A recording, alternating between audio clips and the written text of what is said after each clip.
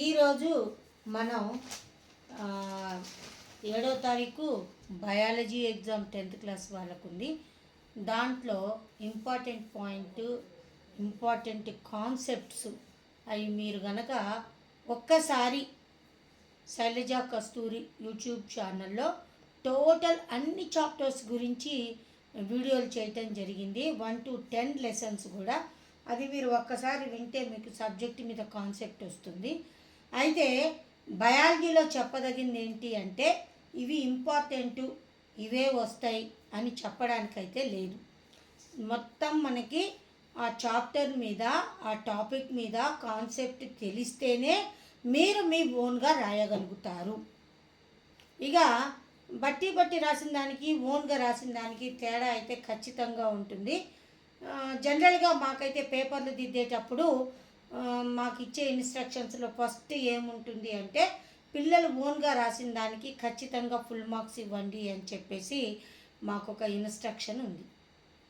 కాబట్టి మ్యాక్సిమం మీరు ఆ టాపిక్ మీద మీరు కాన్సెప్ట్ డెవలప్ చేసుకుంటేనే మీరు ఈ ఎగ్జామ్ని చాలా ఈజీగా రాయగలుగుతారు. మీకు టాపిక్ మొత్తం అర్థమైతే మాత్రం చాలా ఈజీగా ఉంటుంది ఎగ్జామ్. ఇన్ కేస్ మీకు ఆ టాపికే అర్థం కాలేదు అనుకోండి, దానిలో ఏ క్వశ్చన్ ఇచ్చినా కానీ మీకు అర్థం అవ్వదు. ఫర్ ఎగ్జాంపుల్ చూడండి, ఎవల్యూషన్ జరగకపోతే ఏమవుతుంది అని అడుగుతాడు క్వశ్చన్. అసలు ఎవల్యూషన్ అంటే ఏంటో తెలిస్తేనే ఎవల్యూషన్ అనేది జరగకపోతే ఏమవుతుంది అన్నది మనకి తెలుస్తుంది. ఇంకొకటి ఏంటి ఎగ్జాంపుల్ అంటే వాల్వ్స్ లేకపోతే ఏమవుతుంది హార్ట్లో అంటారు. అసలు వాల్వ్స్ చేసే పనేంటో తెలిస్తే ఆ వాల్వ్స్ లేకపోతే ఏమవుతుంది అన్న విషయం మనకు తెలుస్తుంది. కాబట్టి ఒక్కసారి మీరు ఏం చేస్తారు అంటే ఆ యూట్యూబ్ ఛానల్లో ఉన్న అన్ని వీడియోలు వరుసగా, ప్రతి పాఠం వరుసగా 1 to 10 లెసన్స్ ఉన్నాయి. మీకు టైం ఇంకా ఏం మించుకోలేదు. అవి ఒక్కరోజు కూర్చొని మీరు అవి విన్నా కానీ ఈజీగా ఆ ఎగ్జామ్ అనేది, ఎస్ఎస్సి ఎగ్జామ్ అనేది పాస్ అవుతారు. ఎక్కువ మార్క్స్ గెయిన్ చేయడానికి కూడా అవకాశం ఉంటుంది. Okay, right. ఇప్పుడు చూద్దాం, మనం ఎగ్జామ్ ప్యాటర్న్లోకి వద్దాం. టోటల్ మనకి 40 మార్క్స్ పేపర్ ఉంటుంది. 40 మార్క్స్ పేపర్లో 30 మార్క్స్ ఏమో మనకి క్వశ్చన్ పేపర్ ఉంటుంది, part A. Part B 10 marks ఏమో బిట్ పేపర్ ఉంటుంది. మరి ఈ 30 మార్క్స్లో కూడా మనం ఎక్స్పెరిమెంట్ల వరకు నేర్చుకుంటే, ముందు ఎక్స్పెరిమెంట్ల వరకు మీరు నేర్చుకోగలిగితే, టోటల్ ఎక్స్పెరిమెంట్లు ఎన్ని ఉన్నాయి అంటే టోటల్ 18 ఎక్స్పెరిమెంట్స్ అన్నవి మనకి మన టెక్స్ట్ బుక్లో ఇవ్వటం జరిగింది. అయితే ఈ ఎక్స్పెరిమెంట్లలో కూడా 2 రకాలు ఉందమ్మా. ఏంటి అంటే రెగ్యులర్గా ఇచ్చే ఎక్స్పెరిమెంట్లు ఇచ్చినా ఇవ్వచ్చు, లేదా ఇప్పటి వరకు ఇవ్వని ఎక్స్పెరిమెంట్లు కూడా ఇవ్వచ్చు. మరి రెగ్యులర్గా వచ్చే ఎక్స్పెరిమెంట్లు మనం ఎట్లాగూ చదువుతాం. మరి ఇప్పటి వరకు ఇవ్వని ఎక్స్పెరిమెంట్లు ఏంటి అంటే సర్క్యులేషన్ చాప్టర్లో ప్లాంట్ మీద మొత్తం 3 ఎక్స్పెరిమెంట్లు ఉన్నాయి. ఒకటి ఏంటి అంటే 3 కాదు 4 ఎక్స్పెరిమెంట్లు ఉన్నాయి. ఒకటి ఏంటి అంటే రూట్ హెడ్స్ని అబ్జర్వ్ చేయటం. రెండోది ఏంటి అంటే ప్లాంట్లో వాటర్ అనేది ఎలా సర్క్యులేట్ అవుతుంది అన్న దాని మీద, ఒక పూల కుండీ దాని మీద ఒక ఎక్స్పెరిమెంట్ ఉంది. ఇక నెక్స్ట్ 3వ ఎక్స్పెరిమెంట్ ఏంటి అంటే మన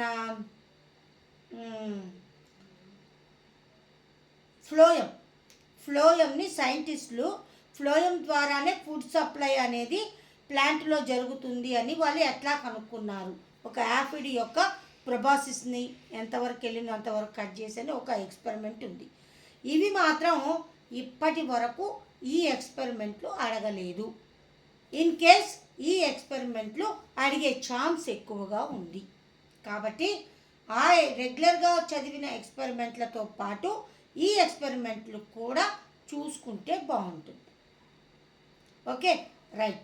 ఇప్పుడు మనం ఎక్స్పెరిమెంట్లు నేర్చుకుంటే మనకేంటి ఉపయోగం అన్నది చూద్దాం.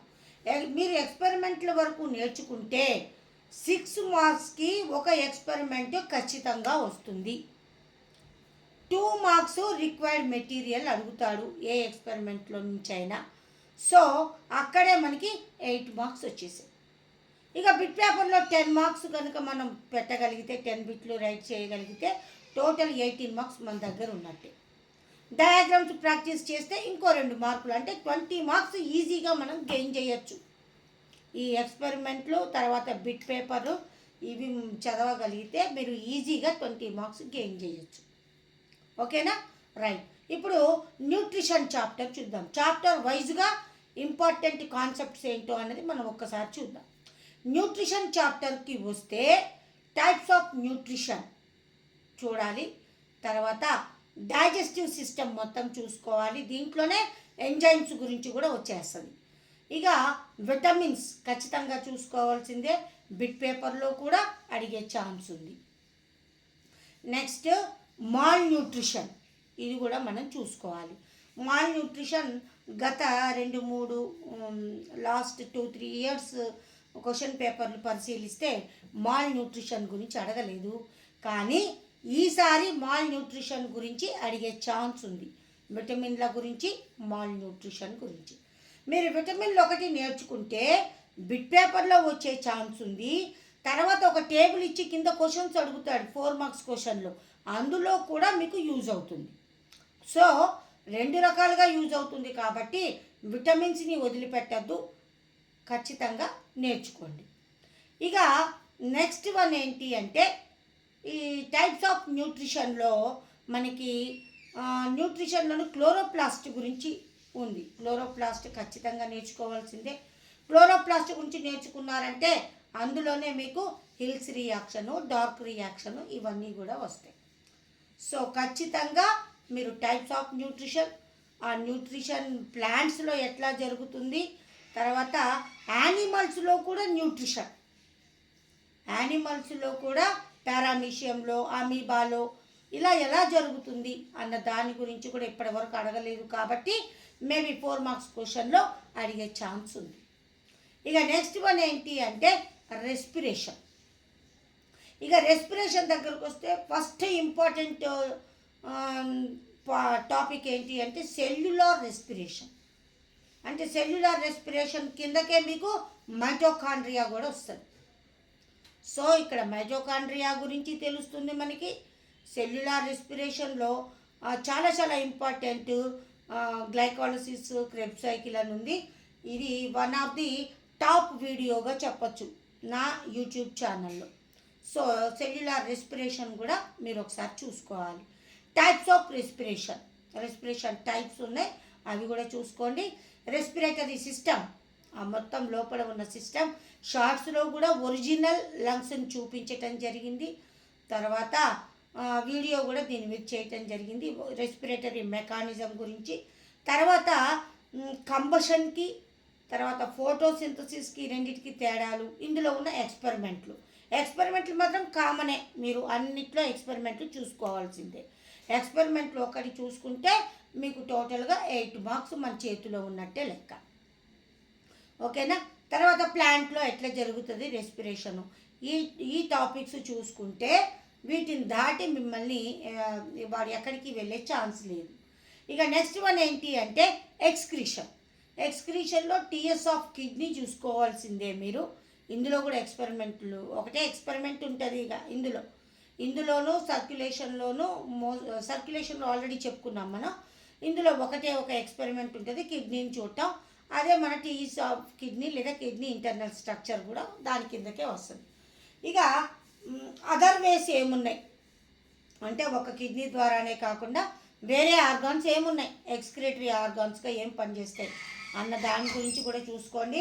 తర్వాత మన యొక్క ఎక్స్క్రీషన్లో కంపోజిషన్ అంటే వాటర్ కంటెంట్ ఎంత ఉంటుంది, యూరియా ఎంత ఉంటుంది, ఇట్లా మిగిలిన మినరల్స్ ఎన్ని ఉంటాయి, ఆర్గానిక్, ఇన్ఆర్గానిక్ సాల్ట్స్ అవన్నీ కూడా ఒకసారి చూసుకోండి. తర్వాత నెఫ్రాన్ యొక్క స్ట్రక్చర్ చూసుకోండి. లాస్ట్ ఇయర్ పేపర్ కూడా నెఫ్రాన్ గురించి అడగలేదు కాబట్టి ఈసారి అడిగే ఛాన్స్ ఉంది. ఇక next one urine formation 4 stages ఉంది, అది కూడా చూసుకోవాలి. ఇక నెక్స్ట్ వన్ ఏంటి అంటే ప్లాంట్ ఎక్స్క్రీషన్స్, దీన్నే సెకండరీ మెటాబోలైట్స్ అంటారు. వీటి గురించి గత 2-3 క్వశ్చన్ పేపర్లలో ఈ సెకండరీ మెటాబొలైట్స్ అన్నది 4 మార్క్స్ క్వశ్చన్గా అడగటం జరిగింది. మనం ప్రీ ఫైనల్లో కూడా ఇది అడగటం జరిగింది కాబట్టి మీరు ఖచ్చితంగా దీన్ని గురించి కూడా ఒకసారి చూసుకోండి. ఇక నెక్స్ట్ వన్ ఏంటి అంటే సర్క్యులేషన్. ఇక సర్క్యులేషన్ దగ్గరికి వస్తే మీరు హార్ట్ గురించి నేర్చుకుంటే దాంట్లో ఆర్టరీస్ గురించి వస్తుంది, వీన్స్ గురించి వస్తుంది, వాల్వ్స్ గురించి కూడా వచ్చేస్తుంది. కాబట్టి హార్ట్ గురించి మీరు క్లియర్గా నేర్చుకోండి. ఇక 4 మార్క్స్ క్వశ్చన్లో డిఫరెన్సెస్ ఏమడుగుతాడు అంటే ఆర్టరీస్కి వీన్స్కి మధ్య డిఫరెన్సెస్ అడుగుతాడు, లేదా ఆర్టరీస్కి వీన్స్కి క్యాపిలరీస్కి మధ్య డిఫరెన్సెస్ కూడా అడుగుతాడు.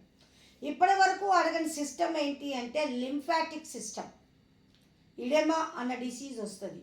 ఈ లింఫాటిక్ సిస్టమ్ గురించి ఇప్పటి వరకు అడగలేదు కాబట్టి ఈసారి లింఫాటిక్ సిస్టమ్ని అడిగే ఛాన్స్ ఉంది. తర్వాత బీపీ బ్లడ్ ప్రెషర్ గురించి కూడా అడుగుతాడు. బ్లడ్ క్లాటింగ్ ఇది చాలా చాలా ఇంపార్టెంట్ క్వశ్చన్ అండి. విటమిన్ కేకి రిలేటెడ్, అంటే విటమిన్స్ చదివితే కూడా మనకి ఇందులో ఒక పాయింట్ వచ్చేస్తుంది.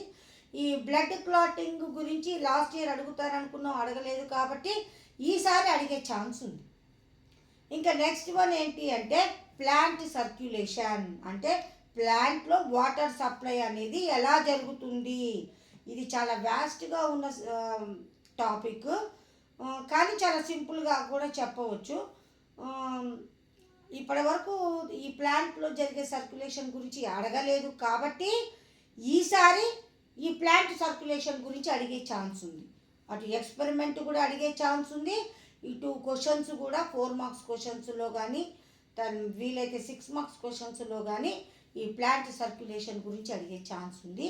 దీని గురించి కంప్లీట్ ఇన్ఫర్మేషన్ మీకు యూట్యూబ్ ఛానల్లో ఉంది, అది మీరు ఒక్కసారి చూస్తే సరిపోతుంది. ఇక నెక్స్ట్ వన్ ఏంటి అంటే కోఆర్డినేషన్. కోఆర్డినేషన్లో సిఎన్ఎస్ అంటే సెంట్రల్ నర్వస్ సిస్టమ్, బ్రెయిన్ గురించి స్పైనల్ కార్డ్, ఈ రెండు ఖచ్చితంగా నేర్చుకోవాల్సిందే. అయితే ఏఎన్ఎస్ అంటే ఆటోనమస్ నర్వస్ సిస్టమ్.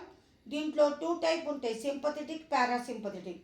ఇది ఇంతకుముందు ఓల్డ్ పేపర్లో ఇచ్చాడు టేబుల్గా ఇచ్చేసి ఆ కింద క్వశ్చన్స్ ఇచ్చి వాటి గురించి అడగటం జరిగింది. మేబీ ఈసారి దీని మీద ఏది సింపథెటిక్ పారాసింపథెటిక్ మీద క్వశ్చన్స్ అన్నా అడగచ్చు, లేదా 4 మార్క్స్ క్వశ్చన్స్ అయినా వచ్చే ఛాన్స్ అనేది ఉంది.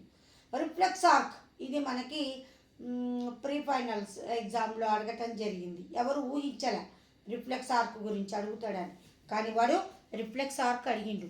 మరి రిఫ్లెక్స్ ఆర్క్ అందులో అడిగాడు కాబట్టి ఈసారి ఫైనల్ ఎగ్జామ్లో మనం రేపు జరిగే ఎగ్జామ్లో టీఎస్ ఆఫ్ స్పైనల్ కార్డ్ కూడా అడిగే ఛాన్స్ ఉంది. తర్వాత ప్లాంట్లో కోఆర్డినేషన్లో ఒక ఎక్స్పెరిమెంట్ ఉంది, ఎఫ్డబ్ల్యూ వెంట్ చేసిన ఎక్స్పెరిమెంట్ ఉంది. అది ఎప్పుడో ఒక 4 years బ్యాక్ అడిగాడు, మళ్ళీ అడగలేదు. మేబీ ఆ ఎక్స్పెరిమెంట్ ఇప్పుడు అడిగే ఛాన్స్ ఉంది, అది కూడా మీరు ఒక్కసారి చూసుకోండి. ప్లాంట్స్ హార్మోన్స్, ప్లాంట్స్లో ఉండే హార్మోన్స్ వాటి గురించి మీరు ఖచ్చితంగా చూడండి.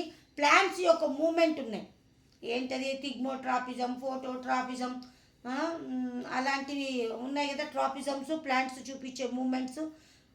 థిగ్మోనాస్టీ, థిగ్మోట్రాపిజం, కీమోట్రాపిజం, ఇవన్నీ కూడా ఈ మూమెంట్స్ అన్నీ కూడా ఈ మధ్యకాలంలో అడగలేదు కాబట్టి ఈసారి అడిగే ఛాన్స్ ఉంది, అది మీరు ఒక్కసారి చూసుకోండి.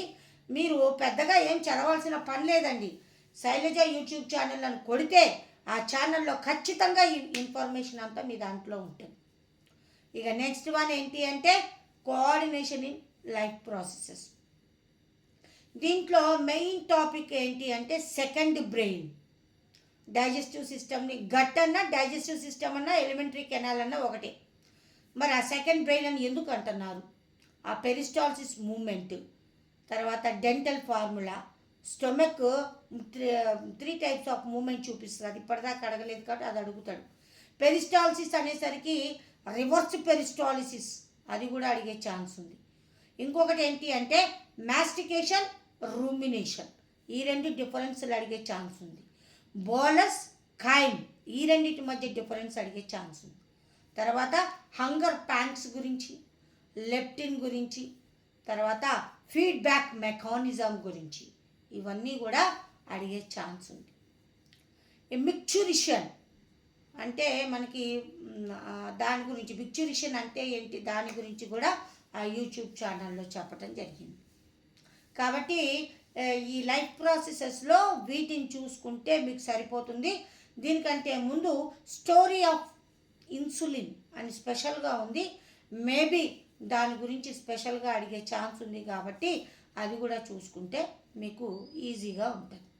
ఇక రిప్రొడక్షన్ దగ్గరకు వస్తే ప్లాంట్స్లో అయినా యానిమల్స్లో అయినా ఏ సెక్సువల్ రిప్రొడక్షన్ టైప్స్ మొత్తం చూసుకోవాల్సిందే. ఇక యానిమల్స్లో ఏ సెక్సువల్ రిప్రొడక్షన్ గురించి ఇప్పటిదాకా అడగలేదు కాబట్టి ఈసారి అడిగే ఛాన్స్ ఉంది.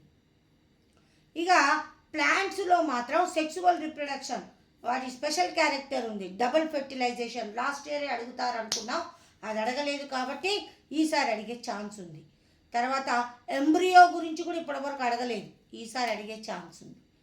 తర్వాత సెల్ డివిజన్ మేము అడుగుతాడని ఎప్పుడు అనుకోలే, ఎందుకంటే టెక్స్ట్ బుక్లో కూడా సెల్ డివిజన్ గురించి క్లియర్గా లేదు. మరి ఈ సెల్ డివిజన్ గురించి మీకు క్లియర్గా తెలియాలంటే నా యూట్యూబ్ ఛానల్ని మీరు సబ్స్క్రైబ్ చేసుకొని చూడండి. అందులో ఖచ్చితంగా సెల్ డివిజన్ గురించి చాలా క్లియర్గా డీటెయిల్డ్గా చెప్పటం జరిగింది. కాంట్రాసెప్టివ్ మెథడ్స్ కూడా ఇన్నాళ్ళు అడగలేదు, ఇప్పుడు అడిగే ఛాన్స్ ఉంది, అది కూడా చూసుకోండి. ఎస్టీడీ గురించి కూడా చూసుకోవాలి. సెక్స్ డిటర్మినేషన్ గురించి కూడా చూసుకోవాలి. ఇక నెక్స్ట్ ఎవల్యూషన్ చాప్టర్ దగ్గరకు వచ్చేసరికి మోనోహైబ్రిడ్, డైహైబ్రిడ్ క్రాసులు ఉన్నాయి, వాటిని చూసుకోవాలి. తర్వాత డార్విన్ యొక్క థీరీస్ మొత్తం చూసుకోండి. లామార్క్ గురించి కూడా చూసుకోండి. ఇక ఎవిడెన్సెస్ దగ్గరకు వస్తే హోమోలాగస్, ఎనలాగస్, తర్వాత ఎంబ్రియో ఎవిడెన్సెస్, తర్వాత ఫాజిల్స్ యొక్క ఎవిడెన్సెస్, ఇవన్నీ కూడా చూసుకోండి. ఇవి చాలా చాలా ఇంపార్టెంట్. వీటి నుంచి బిట్లు కూడా వచ్చే ఛాన్స్ ఉంది. ఇక నెక్స్ట్ వన్ ఏంటి అంటే అవర్ ఎన్విరాన్మెంట్. దాంట్లోకి వెళ్తే ఫస్ట్ మీరు చూసుకోవాల్సింది ఏంటి అంటే పిరమిడ్స్ చూసుకోండి. Ecological pyramids, types of pyramids ఖచ్చితంగా చూసుకోండి, ఈసారి అడిగే ఛాన్స్ ఉంది. వీటి నుంచి లాస్ట్ ఇయర్ ఒక్క క్వశ్చన్ కూడా రాలేదు కాబట్టి ఈసారి ఖచ్చితంగా వీటి నుంచి క్వశ్చన్స్ అడుగుతాడు. ఇక దాంట్లో అక్యుములేషన్ అంటే ఏంటి, మ్యాగ్నిఫికేషన్ అంటే ఏంటి, బిఓడి, ఓడి, యూట్రోఫికేషన్, సస్టైనబుల్ డెవలప్మెంట్, ఇవన్నీ కూడా చూసుకోండి, ఖచ్చితంగా అడిగే ఛాన్స్ ఉంది. ఇక న్యాచురల్ రిసోర్సెస్ లాస్ట్ లెసన్, దీంట్లోకి వస్తే రెన్యూవబుల్, నాన్ రెన్యూవబుల్ రిసోర్సెస్ గురించి ఒక బిట్టు ఖచ్చితంగా అడుగుతున్నాడు, మీరు అది చూసుకోవాల్సింది. ఇక దీంట్లో ఇంపార్టెంట్ ఏంటి అంటే 4 R's. నెక్స్ట్ బయాలజికల్ ప్రిన్సిపల్స్, ఇది కూడా చాలా ఇంపార్టెంట్. మన ప్రీ ఫైనల్ ఎగ్జామ్లో కూడా మొన్న అడిగాడు. మొత్తం 4 or 5 ఉంటే బయాలజికల్ ప్రిన్సిపల్స్, అవి చూసుకోండి. ఇవి చూసుకుంటే మీరు ఖచ్చితంగా 40కి 40 మార్క్స్ తెచ్చుకోవటానికి అవకాశం ఉంది. నేను చెప్పేది ఏంటంటే ప్రతి చాప్టర్ మీద మీరు ఒక కాన్సెప్ట్ని డెవలప్ చేసుకోండి. మనకి ఇప్పటికీ టైం ఏం మించిపోలేదు. మీరు 1 డే మంచిగా కాన్సన్ట్రేటెడ్గా యూట్యూబ్ శైలజ కస్తూరి యూట్యూబ్ ఛానల్ని ఒకసారి స్టార్టింగ్ న్యూట్రిషన్ నుంచి న్యాచురల్ రిసోర్సెస్ వరకు వరుసపెట్టి ఈ కాన్సెప్ట్ల వరకే చూసుకోండి. మీరు ఖచ్చితంగా 40కి 40 మార్క్స్ వస్తాయి. Thank you.